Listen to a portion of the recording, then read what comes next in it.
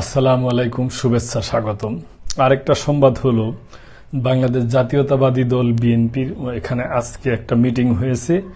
ওই মিটিংয়ে তাদের ভারপ্রাপ্ত চেয়ারম্যান তারেক রহমান সাহেব একটা বক্তব্য করছেন। সেটার মধ্যে উনি একটা করছেন, তা হলো স্বৈরাচাররা মাথাচাড়া দেওয়ার অপচেষ্টা করছে তারেক রহমান।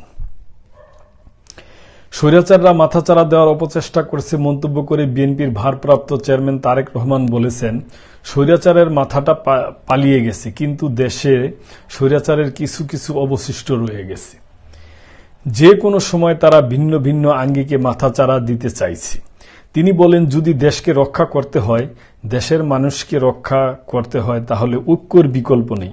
রাজনৈতিক ও অর্থনৈতিক অধিকার প্রতিষ্ঠার জন্য স্বৈরাচারের বিরুদ্ধে যত মানুষ প্রতিবাদ করেছে প্রত্যেকেই অত্যাচারিত হয়েছে।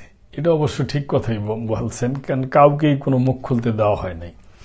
শনিবার 1 ফেব্রুয়ারি বিকেলে ব্রাহ্মণবাড়িয়ার আশুগঞ্জ আব্বাসউদ্দিন খান সোহাগপুর মডেল কলেজ মাঠে জেলা বিএনপির সম্মেলনে ভার্চুয়ালি যুক্ত হয়ে প্রধান অতিথির বক্তব্যে তিনি এসব কথা বলেন।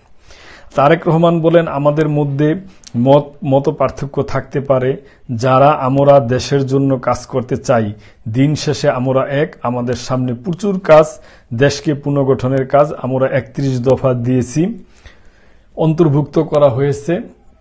আমরা কৃষককে ন্যায্য মূল্য দিতে চাই, তবে লাগামহীন দ্রব্যমূল্যের ঊর্ধ্বগতি যেন জনগণের মধ্যে নাবিশ্বাসের কারণ না হয়। এটা অবশ্য দর্শক খুবই ভালো কথা বলছে, তার কারণ বিশেষ করে চালের দামটা অনেক বেশি। এগুলা সরকার দৃষ্টি দিব, এটাই আমাদের আশা।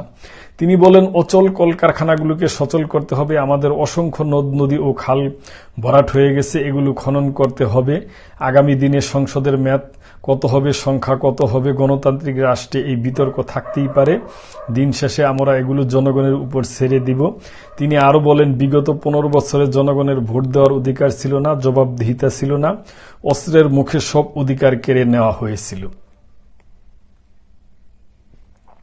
ভারপ্রাপ্ত চেয়ারম্যান বলেন, বিএনপি বাংলাদেশের সবচেয়ে বড় রাজনৈতিক দল। এই দলের কর্মী হিসেবে আমাদেরকে ঐক্যবদ্ধ থেকে জাতিকে পথ দেখাতে হবে। শুধু আমাদের দলই নয়, দেশের যে সকল রাজনৈতিক দল যাদের এজেন্ডা দেশ ও দেশের মানুষ, তাদের সাথে ঐক্য গড়ে তুলতে হবে। দেশকে এগিয়ে নিতে সকলকে ঐক্যবদ্ধ থাকতে হবে। এটাই হোক এই সম্মেলনের প্রতিজ্ঞা ও শপথ।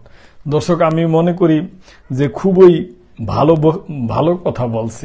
এবং দর্শক, আপনারা লক্ষ্য করছেন কিনা, ইদানিং আমরা দেখতেছি যে বিএনপির ভারপ্রাপ্ত চেয়ারম্যান তারেক রহমান সাহেবের বক্তব্যের মধ্যে খুবই ব্যালেন্স আছে এবং আশাব্যঞ্জক আছে, আশানুরূপ কিছু আছে। সে খুবই ভালো বক্তব্য দেয়।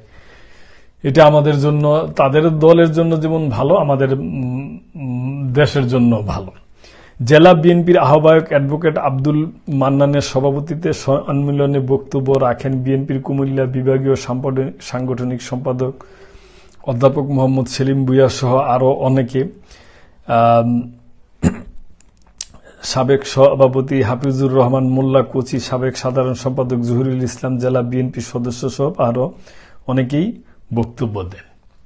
তো দর্শক, এটা একটা নিউজ, এটা একটা সংবাদ।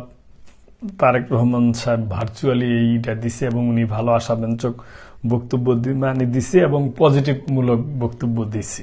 তো এইটি আমাদের দেশের জন্য এই মুহূর্তে দরকার। তো দর্শক, ভালো থাকবেন, সাবস্ক্রাইব করে চ্যানেলটির পাশেই থাকবেন। আল্লাহ হাফেজ।